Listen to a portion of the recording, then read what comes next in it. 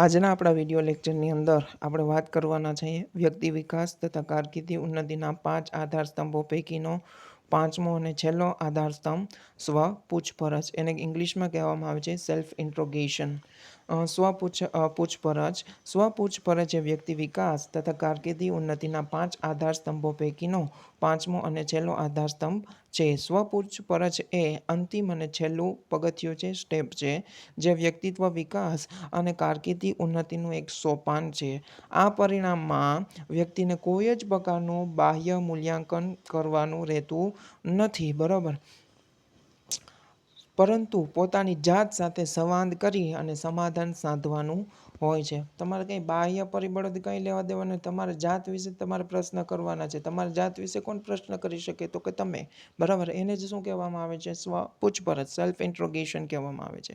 આમ કરવા માટે નૈતિક મૂલ્ય અને બીજું શું, તો કે માનસિક તૈયારી હોવી જરૂરી છે. નૈતિક, બરાબર. નૈતિક એટલે શું કહેવાય? નૈતિક એટલે ઈમાનદારીપૂર્વક, બરાબર, માનસિક રીતે, બરાબર, બે રીતના આપણે તૈયારીની જરૂર હોવી જોઈએ. નૈતિક મૂલ્યથી, બરાબર. ખોટા પ્રશ્ન આપણામાં ગુણ ના હોય ને પાછા આપણે એમ કહીએ કે મારામાં સારા અક્ષર થાય છે, બરાબર. ફોર એન એક્ઝામ્પલ, તમારા અક્ષર સારા નથી થતા, બરાબર, અને તમે તમારું સેલ્ફ ઇન્ટ્રોગેશન કરો છો, શું મારા અક્ષર સારા થાય છે? તમે ક્વેશ્ચન કર્યું ને એનો તમે જવાબ આપ્યો હા, પણ ખરેખર તમારા અક્ષર સારા જ નથી થતા. ઇનકેસ તમારી હેન્ડ રાઇટિંગ જોઈ તો એ કોકને પછી મેળ ના આવે ઘણીક વાર, બરાબર. એટલે કહેવાનો મતલબ એમ, તમારામાં શું, તો કે નૈતિકતા સાથે અને બીજું શું, તો કે માનસિક તૈયારી સાથે આ વ્યક્તિ વિકાસ અને કારકિર્દી ઉન્નતિના સ્તંભ સ્વપૂછપરછને શું, તો કે પરિપૂર્ણ કરવાનો રહે છે. સ્વપૂછપરછનો અર્થ નીચે મુજબ થાય છે. સ્વપૂછપરછ એક પ્રકારની રીતે આત્મખોજ કરવાની એક પ્રવૃત્તિ છે. સ્વપૂછપરછ શું, તો કે એક પ્રકારની આત્મખોજ કરવાની એક રીત છે, પ્રવૃત્તિ છે, જે વિશિષ્ટ સ્વભાવ બહાર કાઢે છે. ખાસ કરીને તમારી જાતને ઓળખો એ સૂત્ર પ્રમાણે વ્યક્તિને પોતાની જાત સાથે પૂછપરછ કરવાનું હોય છે. તમારી જાત વિશે તમારે ઓળખવું હોય તો તમારી જાતને તમારા વિશે પ્રશ્ન પૂછવાના, એના જવાબ તમારે આપવાના. સ્વપૂછપરછ માટેના પ્રશ્નો, કેટલાક પ્રશ્નો હવે તમને પરીક્ષામાં પૂછી ગઈ કે સ્વપૂછપરછ એટલે શું અને સ્વપૂછપરછમાં સમાવિષ્ટ થતા પ્રશ્નો દર્શાવો, તો તમે આ પ્રકારે પ્રશ્નો દર્શાવી શકો છો. સ્વમૂલ્યાંકન અને સ્વપ્રશંસા કરેલી છે કે નહીં, બરાબર. પહેલો પ્રશ્ન શું પૂછવાનો, તમે આડાવરું આપી શકો, આ તો હું ખાલી કહું છું, જસ્ટ એક્ઝામ્પલ. સ્વમૂલ્યાંકન અને સ્વપ્રશંસા કરેલી છે કે નહીં, વ્યક્તિગત મિશન સેટ કરેલું છે કે નહીં, ભવિષ્યની અંદર કારકિર્દી માટે વિશ્વાસ છે કે નહીં, તમે જે ગોલ ડિસાઇડ કર્યો છે અથવા કારકિર્દીને ટૂંકમાં પહોંચવા માંગો છો અથવા કારકિર્દીના વિકાસ માટે તમે કરવા માંગો છો, તો એના ઉપર પ્રત્યે તમને વિશ્વાસ છે કે નહીં, બરાબર, એ તમારે. પછી વ્યક્તિ વિકાસ અને સ્વ સુધારણા માટેના પ્રયત્નો કરેલા છે કે કેમ, બરાબર. તમારા સામાજિક સ્થાનથી પરિચિત છો કે નહીં, પછી પર્યાપ્ત સાધનો, ટેકા, મદદ વગેરેથી પરિચિત છો કે નહીં. આ બધાય ટૂંકમાં કહેવાનો મતલબ એ મેં અહીંયા 5 પ્રશ્ન દર્શાવેલા છે. તમે સ્વ રિલેટેડ, પોતાના રિલેટેડ જે બી બાબતનો સમાવેશ થતો હોય, બરાબર, કારકિર્દીની ઉન્નતિ અને વ્યક્તિ વિકાસ રિલેટેડ અથવા જીવનલક્ષી કોઈ બી એ પ્રશ્ન તમે અહીંયા મૂકી શકો છો. ખ્યાલ આવ્યો? હવે ઘણીવાર પૂછે કે સ્વપૂછપરછનો અહેવાલ જણાવો. સ્વપૂછપરછનો અહેવાલ એટલે શું, તો કે તમારી જાત ઉપર મુજબના 5 પ્રશ્ન પૂછતા પહેલાં એક સ્વમૂલવણીનો અહેવાલ તૈયાર કરો.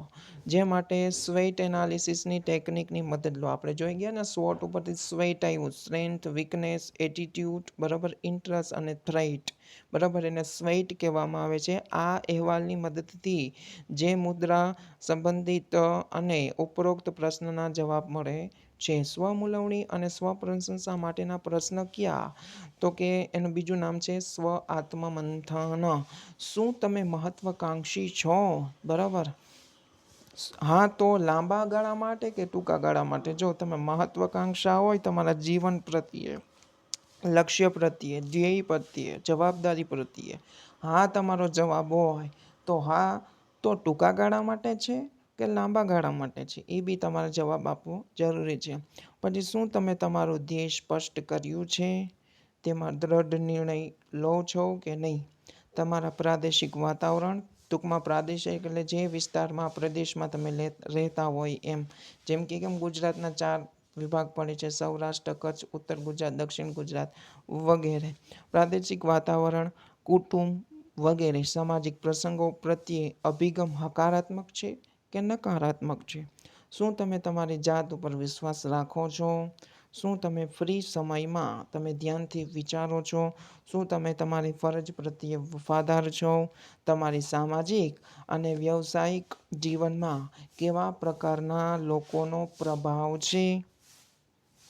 તમારા જીવન પ્રત્યે તમારી કેવા પ્રકારની અપેક્ષાઓ છે? ઉપરોક્ત આપેલા અમુક પ્રશ્નો સ્વપૂછપરછમાં કરવામાં સહાયરૂપ સાબિત થાય છે, મદદરૂપ થાય છે. ખરેખર વ્યક્તિએ પોતા કરતાં બીજાનું ધ્યાન વધારે રાખતું હોય છે. આપણે જોવા જઈએ ને ઘણીવાર આપણે બીજાની ચિંતા વધારે કરતા હોય આપણા કરતાં. ભાઈ આપણી કરો ને, શું કામ બીજાનું કરો? ખ્યાલ આવે છે? બરાબર. એટલે એવી અંદર બીજાનું મૂકી દેવાનું, આપણે આપણું કરવાનું. એટલે લક્ષ્ય તમે આરામથી સાધી શકશો. તમે જે ડિસાઇડ કરેલો ગોલ હોય એને આરામથી સફળતા મેળવી શકશો. એટલે ખરેખર વ્યક્તિ પોતા કરતાં બીજાનું વધારે ધ્યાન રાખતો હોય છે. આવી પરિસ્થિતિમાં વ્યક્તિને પોતાની જાત પર વિશ્વાસ કરી તમામ પ્રશ્નોનું નિરાકરણ કરવું જોઈએ. બીજા ઉપર વિશ્વાસ નહીં રાખવાનો, આપણે આપણા ઉપર વિશ્વાસ રાખવાનો. આપણા રિલેટેડ ક્વેશ્ચન કરવાના, એનો જવાબ આપણે જ આપી દેવાનો. બરાબર. નૈતિકતાથી, બરાબર, પ્રામાણિકતાથી વગેરે. આ બધાનો સમાવેશ કેમાં હતો કે સેલ્ફ ઇન્ટ્રોગેશનમાં કરવામાં આવે છે. હવે 9મો અને છેલ્લો એક પ્રશ્ન આવે છે. 9મો, વ્યક્તિત્વનો અર્થ સમજાવો અને વ્યક્તિત્વની વિવિધ લાક્ષણિકતાઓની ચર્ચા કરો, જે આપણે આગળના વિડીયો લેક્ચરની અંદર વાત કરીશું. Thank you.